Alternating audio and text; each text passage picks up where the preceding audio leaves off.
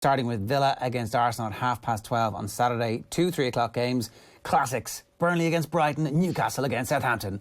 And then Fulham versus West Ham is 5:30. But actually Manchester United against Everton at 8 on Saturday is decent. On Sunday, it's Spurs versus West Brom in the early game at 12 noon. Wolves against Leicester at 2 o'clock. Liverpool versus Manchester City live at 4:30 on Off the Ball. And Sheffield United versus Newcastle at 5:15. The Monday night game is Leeds versus Crystal Palace, which should have some goals in it. We'll talk about that in a little while. Enda, you wanted to see if Manchester City win this weekend, is the league over? That was the Twitter poll that you put out to the good users of the Paddy Power Half Hour on the Off the Wall Twitter account. The correct answer is yes. Did everybody get the right answer? Yes, they did. 72% of you. Well done. Congratulations. It's still only, I suppose it's a first, but it's a B. No, it's February. That's you being, telling the month. Well done, Enda. No, others are competing. That's you, the United fan, and they won't actually beat Liverpool this weekend. A tiny percent of the audience thinks that. So what's your rationale here, Enda? The league is over. We know it now. Well, the league is over and done and dusted, and we can all put our feet up because Man City are going to beat Liverpool this weekend, so they'll go even further ahead with the game in hand. But, I mean, how many times this year have we had different contenders for the league? At one point in the season, Everton were going to be league champions then. The Spurs were going to be league champions. Then United were league contenders for a week. Liverpool were back for a while there. And now Man City are out-and-out favourites to wrap up the league in February. So this year is unpredictable. And that's my main point here. Man City, yes, fair enough. They're definitely in the driving seat now with that extra game and those 3 points cushion that they have on Manchester United. A reminder that Manchester United are second, not Liverpool here. The point that I make is you cannot predict anything this year. All it takes is Diaz to get injured for Man City, and they're done. No, so I mean, look, do not write off anybody else winning the league. Kill his mic for a few minutes there. Just cut him down so we can actually interject some intelligence, a modicum of sense to this conversation. Emmet, what the hell? The league is over. If Manchester City beat Liverpool this weekend, the league is over, because it's not just that they will crush Liverpool. There's no way that Manchester United can look at that and go, oh, that's okay, we can catch this team. Jerry, you teed me up nicely there. We as a company strongly agree with you. And so on Sunday afternoon, we're actually going to pay out on Man City to win the league. I have to give a few T's and C's here.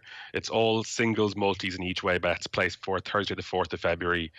No max stake restrictions and apply to all online, mobile, retail and text bets. So we're extremely confident that Man City are going to run away with the league, and that's why we're going to pay out on them. From our point of view, it's very hard to see anything beyond them, especially given they're close to an even money shot to beat Liverpool away from home this weekend, and there'll be odds on in every league game they play this season. I don't think it's a perfect City team, as Enda alluded to.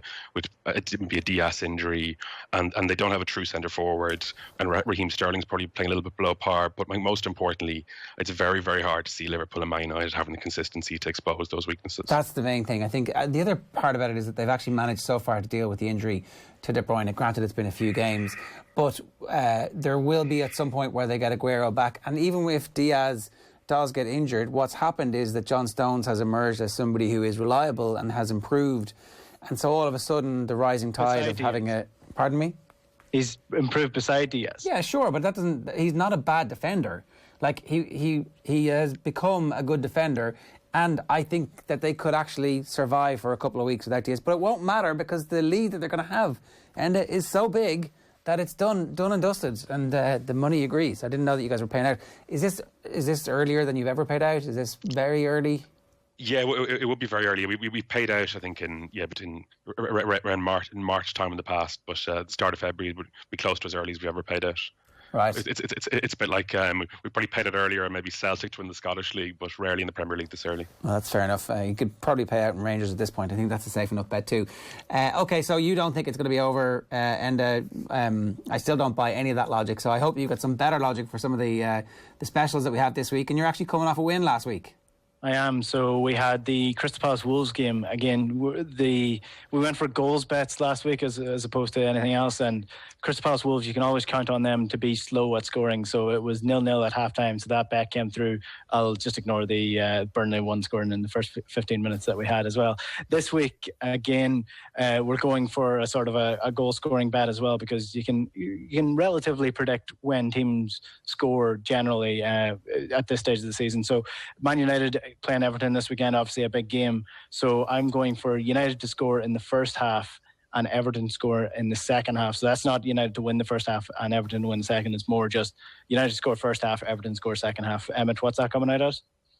Yes, that's coming out. That's coming out at 5-2. Just on last week as well, it was a 7-4 winner for Enda for the 0-0 at half time in the Wolves Palace. That's not bad. So, how is this a bet that you guys offer? One team score in one half and one team score in the other half, or is this just both teams to score sexed up somehow? It's actually, if you go on our website, we have a feature called Single Game Multi, where it's basically you can do it. It's like doing a kind of an accumulator on one match. So you can do corners, goals, and the match odds all, and it'll combine to give you one price. So you can. It's a feature we offer on the website. Okay. We're actually offering a €5 risk-free bet on that feature for the Liverpool v Man City games. That might be worth a look for customers as well. Okay, so Man United score in the first half, Everton score in the second half. Did you say it's coming at 5-2? Yes. Okay, I like the sound of this one. And then Manchester City to win under 2.5 goals. So you think it's going to be a tight game, a 1-0 or a 2-0? Yeah, so again, you're looking at this specifically on their average across the season, and only around 30% of Man City's games this year have finished with over 2.5 goals, or they've only scored over 2.5 goals in 30% of their games. And then you're looking at both teams in terms of how many goals they concede on average in the game, and you've got a 9 to 10% chance of them conceding more than 2. So I think there's going to be a low-scoring game. It's going to be edgy, and I think Man City will win this by, maybe 2-0, but that's all you need. You just need less than 3 goals in this game for that to come out. Yeah, so but a 2-1 and you're gone.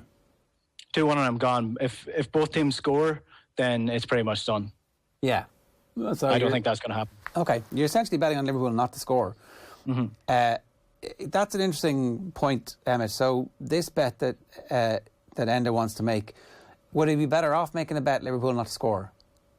It's basically Liverpool to win 1-0 or 2-0. But I think it's similar odds, because I think as Liverpool not to score, because City themselves are very likely to score. But I think City coming off six clean sheets to bounce, and we've seen Liverpool's kind of struggles in front of goals. So I wouldn't put anyone off backing that at 9-2 on the site. Okay, so 9-2, Man City to win under 2.5 goals. West Ham to finish top 4. You are buying shares all day long in David Moyes and now in Jesse Lingard. He's your favourite footballer, Enda. You've got Jesse Lingard pyjamas. We know that. What's the crack here?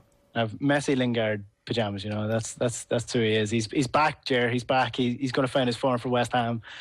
West Ham, unbelievably impressive this year. Like, you have to give David Moyes some serious credit here, because he took his own career and has just revitalised it at a club where it's a basket case. They've spent way too much money on useless talent and just haven't been able to bring it all together. David Moyes got rid of a lot of that talent that they bought in, spent a lot of money on, and they brought in some really, really good talented players. And one thing that's interesting about David Moyes, and it's something that we've touched on in the show a couple of times, is just the team behind David Moyes and how they all come together, and you get this West Ham side. David Moyes had a really good scouting network at Everton, and that's why they always managed to punch above their weight in terms of their finishes in the league. And we could see a transition to that with West Ham now, because it didn't happen at Manchester United because it's a completely different situation. But at West Ham, similar club, similar objective to Everton, so you can get in the same type of players to do that job. And the signings that they've made with side Ben Rama, he's starting to really kick into his form now that he had for Brentford last year. Thomas Souček, arguably one of the best signings of the year so far. And then Kufal, his Czech teammate as well, coming in at right back. Some really good players coming in there, with add that to Jared Bowen, and with Mikel Antonio playing up front. West Ham are serious contenders for at least top 5 this year, if not top 4. What are the odds? Yeah, so we've West Ham at 9-4 for top four. I think they'll fall short of that, but I would echo Enda's sentiments. And I think it's just worth pointing out that, as well as being a brilliant recruiter, Moyes has an ability to manufacture centre forwards. We've seen that with Marwan Fellaini switching position from midfield centre forward at Everton. Marko Arnautovic in his first spell at West Ham moved from the wing to striker with quite good effect. I think Michail Antonio has moved between kind of wing back on the wing, and he's really thrived under Moyes as a kind of full-time striker. Yeah, look, I think it's hard not to be anything other than unbelievably impressed by West Ham. You do have a Jesse Lingard point here as well. You want to make just to rub it in? The best stat of the year by far and away is the fact that Jesse Lingard now has more goals than Kai Havertz, who came in for massive money to Chelsea this year. Jesse Lingard, 2 goals already this season. What are the odds on him to finish with more goals than Kai Havertz at the end of the year, Emmet? I found this a very tough one to price because I'm not sure how much game time Havertz will get, especially if Chelsea stick with their current system.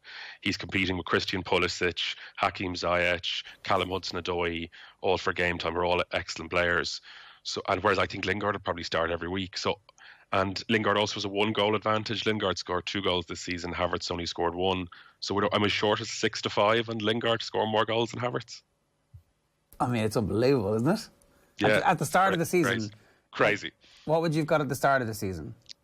I'd say 14-1 or something, maybe bigger. Right.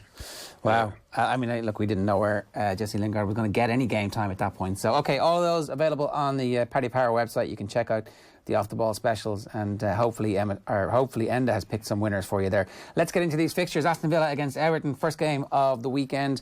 We asked you on Instagram what you thought was going to happen on this one, and it is 58% Villa, 42% Arsenal. So I'm not sure everybody's been paying attention just recently. Villa looked like they had an excellent defence for ages. The COVID hit, and since then they've been conceding goals for fun. So I'm actually quite worried about the impact of COVID, and also just the fact that it's quite a bare squad they have. So I don't think Villa are going to have as strong a second half of the season as they had in the first half. And I thought Arsenal had turned a corner just recently until a few moments of madness and the red cards the other night. So I'm taking those out. I'm saying that I think that what we're going to see is an uptick in performance from Arsenal. That's a short-term wobble, and I'm worried as a Villa fan.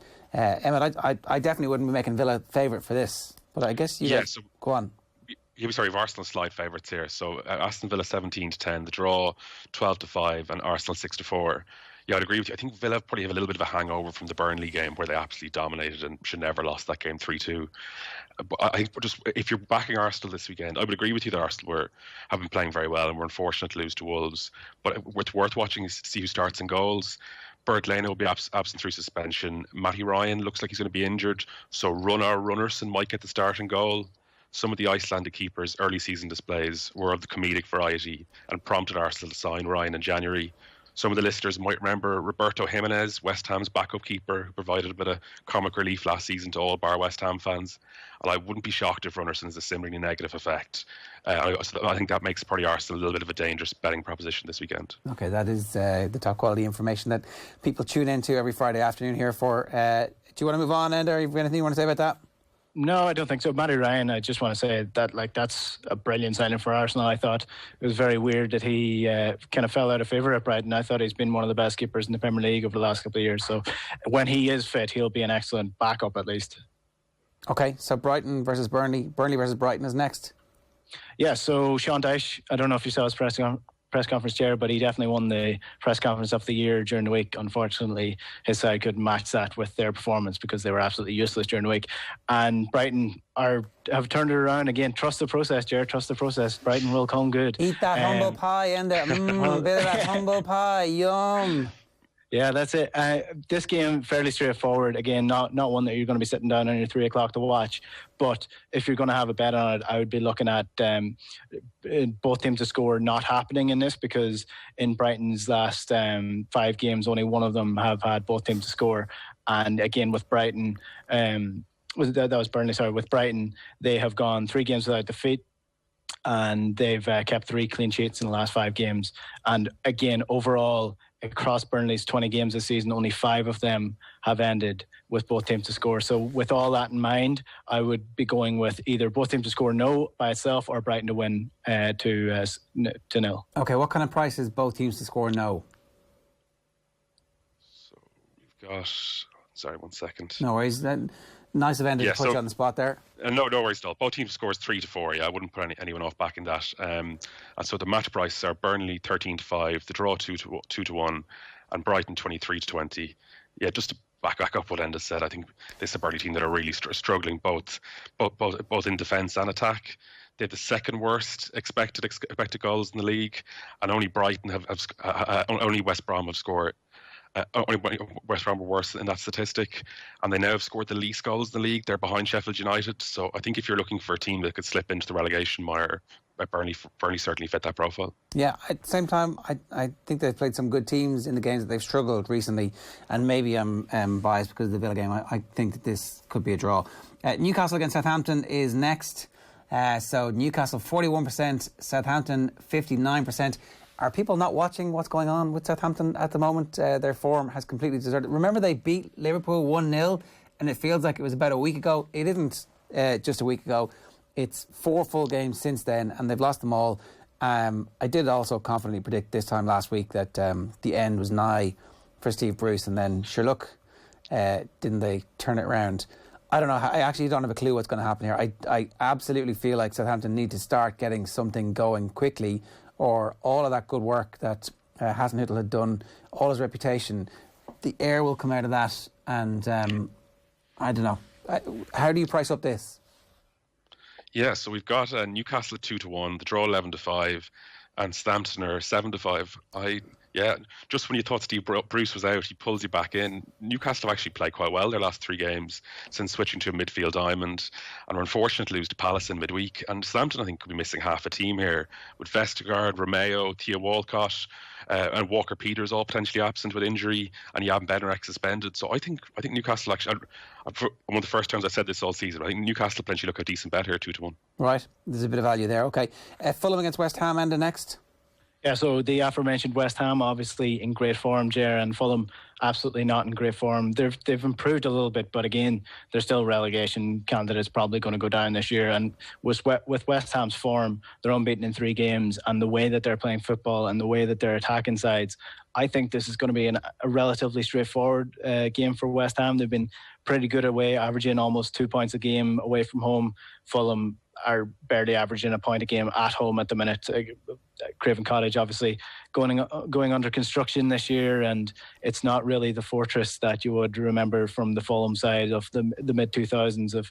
It's a beautiful place to watch football. I will put that, but it's not a great place for Fulham to play football at the minute. So I think this is going to be a straightforward one for West Ham. Probably going to be a high enough scoring game by the looks of the averages between these two teams. So I'd probably go West Ham over 2.5 here. Okay, I can hear the logic. Emmet, how would that work out? Yeah, so we've that we'll come in around 5-2. I'd echo Enda's sentiments here. It's hard to see past a West Ham win. Just if customers look for an alternative to that, we were 13-2 by Thomas Souček to score a header, and he ruled the skies, and West Ham are the best team in terms of scoring from attacking set pieces this season. So that might be worth a look also. Okay, let's move on. One of the games of the weekend, Manchester United against Everton. It is on Saturday evening. It is hard to make out there. 73% in the turquoise for Manchester United on Instagram, 27% for Everton. These are the games that you really want to see a manager of the experience that we have in charge of Everton at the moment being able to grind out a result and catapult them from those clubs in the 6th to 12th bracket to a team who is like 5th-ish, and maybe if they could put a run together they might finish 4th. But I'm just not sure that Everton are at that stage just yet, Enda, and so I'm not confident in predicting that Everton are going to be able to get a draw here. Yeah, it's been one of the frustrations for me over the last couple of years with Everton and their managers, and you just wonder what they're trying to be. Like, are they trying to do what Tottenham did with Pochettino and break that top 4?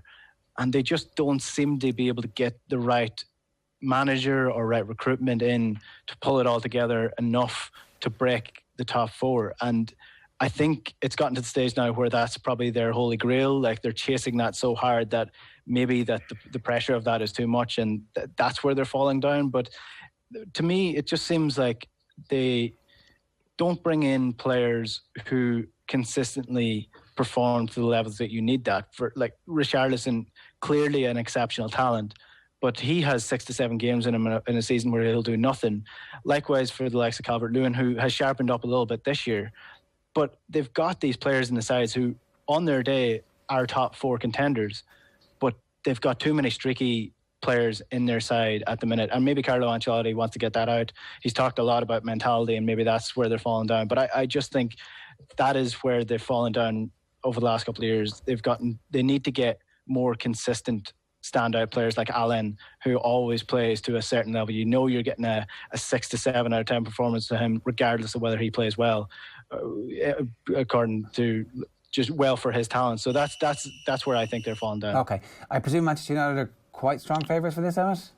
Yeah, so Man United are 1-2. The draw 16-5, and Everton 5-1. Just Enda's point on inconsistent Everton players. James was an unused sub against Leeds, and after 3 goals and 3 assists in his first 5 league games, he's 1 goal and 0 assists in his last 8 matches. And as has been mentioned before, James is going to give you very little in terms of running without the ball or defensive effort.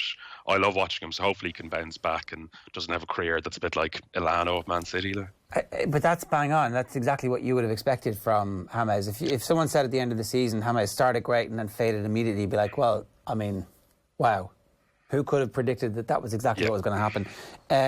That's a price bigger than 3-1 about the draw. Suddenly, I mean, it's obviously priced accordingly, but if Manchester United aren't going to win, I don't think Everton are going to win this game. So, okay, let's move on. Spurs versus West Brom. Not a whole heap to talk about here. Spurs, 74%. West Brom, Big Sam, 26%. I just can't get behind West Brom, even irrespective of how badly Spurs are playing at the moment. I feel like this is a get-right game for Spurs, and I think that this might be one of those things that you could put in your accumulator, Emmet. I couldn't agree, to be honest, because how bad Spurs have been and since Harry Kane has been absent. So the match price are Tottenham 2-5, the draw 10-3, and West Brom 13-2. Spurs have 1 expected goal combined their last 3 matches, and I think we're starting to see that Harry Kane dropping deep and creating was Mourinho's only attacking trick, and I think they need him back desperately. As poor as West Brom are, they are at least scoring goals and have had some good results away from home, drawing with Man City and Liverpool and beating Wolves and Molineux. So I think Wolves win or draw, double chance at 7-4. So you'd win the bet if West Brom win or draw. I think that looks appealing to me. Okay, all right. That's why we've got markets. Next up is Wolves against Leicester, Enda. Yeah, so this would have been like a top 6 sort of fixture last year, but Wolves have obviously fallen off a cliff this year. And again, sort of like the Spurs West Brom game, there's not a lot to talk about here. There's Leicester disappointed against Leeds but got back to winning form. Again, Jamie Vardy, he's not fully fit. You're not getting the full Leicester package, so that's their key issue. And again, defensively, they're not as strong as the other contenders for top 4. So that's where Leicester are falling down.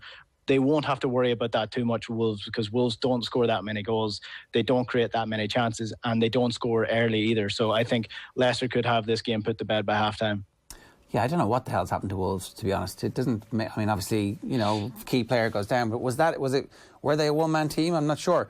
They were, Jared. Their first games this year, I think Raul Jimenez, they had scored 10 or 11 goals. Raul Jimenez had scored 8 of those. So that's how reliant they were on him, and that's the damage of what relying on that one striker up front does to you. That's why teams like Liverpool have now changed the system where they've got 2 wingers and midfielders coming up, and their striker is not their key man. Yeah, all right. Emmet, say anything about this? Yeah, no, so the match prices are Wolves 12-5, the draw 23-10, and Leicester 11-10. Yeah, just to back up what Enda was saying, the Wolves' approach was completely one-dimensional. They don't really have midfielders attacking. It was all about wing-backs getting forward and getting the ball into Jimenez, and they've been exposed since he was absent. Some recruitment hasn't helped. As I mentioned before, Nelson Semedo's been awful coming in for Matt Doherty, and hard to see beyond Leicester here. Okay, the big game of the weekend is next on our slate here. It's Liverpool against Manchester City. How does this, 48%, it's not actually 48%, it's 40% are back in Liverpool on our Instagram poll, 60% back in Manchester City. Are Man City favourites? Yeah, absolutely. So we've Man City have shortened up significantly in the last week.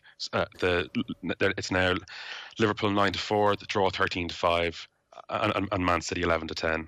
What were they a week ago? So that they were I think they were 6-4 between a week and 2 weeks ago. Okay, and look, that obviously makes a lot of sense. But at the same time, before the Brighton game, presumably, who was favourites before the Brighton game? I don't know. Man City would still have been favourites. I think like Man City's figures would still be significantly better than Liverpool's. But I think as well, but what is in Liverpool's favour is that obviously their poor results have came against the teams that have sat deep and frustrated them. And even though City are more solid than in years past, they will give Liverpool a chance to kind of press them high at the pitch and make turnovers in their centre halves. Yeah, I actually have no idea what's going to happen here, and there's just been that level of inconsistency from Liverpool over the last while. You thought that the two games against West Ham and against Spurs, that it looked like we were starting to see, and just the absolute joy of Klopp in the aftermath of those matches, that, oh, my team is back, I've got them back. Let's go and see. Let's go slash our way across Europe in this Premier League and let's see what happens. Let's see what you're made of, Man City. And then Brighton rolled into town. It's like, well, they're tired. I'm not going to make excuses. And then he makes loads of excuses. I don't know. I actually, do they obviously get up for this game because it's Manchester City and they realise that, they've been brilliant in these matches over the last couple of years. Like, they've been absolutely brilliant in these matches over the last couple of years. So, what do you think is going to happen? Well, these have been the best games of the last 5-6 years, and I think the fans being in the stadium play a big role in that as well, because Anfield on that Champions League night, for example, where it was absolutely electric, and you just think that adds to it. And Liverpool coming out of the gates early and knowing that they can kill a side in the first 15 minutes, you just don't get that with them this year. And I think one thing that the Klopp stuff was interesting after that Brighton game, because he said they're mentally fatigued and they're not right in that sense to win the title. Are we starting to see now this actually creeping in, that maybe Liverpool are buying into the whole fact that this is the end of the road for this Klopp Liverpool side and this is burnout from the last 2 seasons? There is potential there, but I don't know. I think the performances haven't been that bad when Liverpool are losing. They just need to take those chances. They've been creating loads of chances and getting into the opposition box. But I think against Man City, unless Pep throws a spanner into the works with his team sheet, all he has to do is get his side in the same shape that they've been in the last 6-7 weeks, and they'll win this game. It's an interesting point, Enda. I mean, look, if we've seen in big games he gets in his own head, particularly in Europe over the last while, I don't expect that to happen. I expect him to try and go for it and kill the title, kill their opposition, stab them now and get rid of them and let the bloody corpse bleed out in front of everybody, and you go, yeah, come on. But see, the problem with them is that they don't have that killer instinct in them this year, although they're playing quite well. I was watching Gabriel Jesus. If he could finish like Aguero, then they would be the City side of 2 years ago or 3 years ago. They would be more than 10 points ahead in the Premier League right now if he could finish the same way as Aguero does. But he can't. And neither can Sterling and Bernardo Silva and Mahrez. None of these players, they're all great and all good in individual situations, but they are not as killer as the City side of a couple of years ago, the one that won the league. So I do think the City will win this, but I don't think it'll be of a high scoring in a high scoring manner. It's going to be a strong professional City win. At those prices, that's what it's going to be. At those prices, Emmet, do you see a lot of support for Liverpool? I think in terms of our kind of our book in the game, I think Liverpool would definitely be a bigger kind of loser for us than City. Given I think Liverpool are probably more fans out there, and they are the bigger price selection. And as has been mentioned, Anfield has been the kind of City's field of nightmares in the league and Champions League, with like four defeats out of 5. The best result they've got is a 0-0 draw a couple of seasons ago. I'd agree with Enda. I think it's hard to see beyond a kind of a cagey affair. I think City would happily take a draw here. In terms of anyone looking for a bet for the game, go for it. I think Thiago is worth a look for a card. He's 2.6 fouls per game since he joined Liverpool. To put that in context, Ashley Barnes leads the league for players who've played more than 10 matches with 2.5 fouls a game, so he's more than him. And you should get probably about 5-2 for him to be carded. We should have that market on site shortly. Okay. 2 quick games for you to round out the Paddy Power half hour this week. Sheffield United against Chelsea. What's it here? Blades 21%, Blues 79%. That's what the Instagram poll is coming up with. The Tuchel revolution has kicked off after that first game where, everybody said he's under pressure, the clock is ticking, all the English hacks were raining against him. Well, it turns out he knows a thing or two about organising football teams. I feel bad for Sheffield United that they've gone on their recent run of form, but they're going to run into a Chelsea side, I think, who are improving and who are going to win this game. And that's, I actually would love to see Sheffield United recover from the position they've been in, notwithstanding the fact that they've got a bunch of Irish players on the team. I presume Chelsea are quite strong favourites for this, and that you're starting to price in the Tuchel bounce. 100%. So yeah, I think Sheffield United are 6-1, the draw 7-2, and Chelsea are 4-9. I think if Frank Lampard was still in charge, Chelsea could be as big as maybe 8-11 here. 8-11, 4-6 anyway. I've been very impressed with them so far. I think moving to a back three is clearly hugely beneficial for Cesar Azpilicueta and Marcus Alonso. Azpilicueta has only a mediocre fullback because he doesn't have the explosiveness to get forward, but he's outstanding as a kind of a hybrid fullback centre back who can hold a back three together. It's actually a role I think Seamus Coleman could do for Ireland. And then Marcus Alonso, again, doesn't quite have the explosiveness to get up and down as a fullback, but when played high up the pitch, he can really get in the box and affect the game with his power and strength. And it's been great to see also Callum Hudson-Odoi play so well. I think some of the listeners might have been at an Arsenal v Chelsea friendly in Dublin in 2018. I was blown away by his talent there. He ruptured his Achilles tendon in 2019 and has probably taken a bit of time to recover from that. But he even mentioned recently in the Chelsea website how he's kind of appreciated the detailed instruction that Tuchel is providing, which I think was probably lacking under Frank Lampard. Poor Callum Hudson-Odoi ripping it. Poor Frank Lampard, rather, getting ripped by Callum Hudson-Odoi on the Chelsea website with just the little details. What do you think, Enda? Yeah, I think this is going to be an easy win for Chelsea. Passing around them, and Sheffield United's press isn't as good as it was last year. So it's really surprising, Ger, isn't it, that a manager of the tactical nous of Thomas Tuchel has managed to come in and thrive in the Premier League, because it's, everyone knows it's the best league in the world, isn't it? It is, Enda. I realise that, I know what you're doing, but actually it definitely is the best league in the world. 100% right now, it is by far the best league in the world. Definitely. Yeah. It's ridiculous that you keep banging on about this, by the way. We'll come back to this next week, and you can give us 20 reasons why other leagues. Ligue 1, it's got all those good up-and-coming French footballers. I think my key point would be that there's a reason the Premier League is the best league in the world, and it has a lot to do with managers like Thomas Tuchel, like Jurgen Klopp, like Pep Guardiola, all coming in from other leagues. Leeds versus Crystal Palace, finally. Leeds versus Crystal Palace. So, yeah, look, Leeds are a mid-table side, but again, this is what I always take the option to watch Leeds, because they will score really good goals and they just smash the ball into the net. The problem with them at the minute, and especially playing at home, is they've just got a new surface in the pitch. See some kinks of that being worked out during the week. I think Mark Lawrenson described it as it looking like it was treated with olive oil when it was growing up. So it's a good surface, very slick, but they're still getting used to playing on it. So I think, look, Crystal Palace, they're not a side that'll score many goals. They won't threaten Leeds all that much on the counter attack. So I do think that this should be a fairly straightforward win for Leeds. And if they score early, like Crystal Palace do concede a lot of goals early, then I think this could be an easy enough win for them. I don't know. I think this could be one of those wild games that we're seeing a lot of this Monday night under lights as well. So Emmet, what does the money say?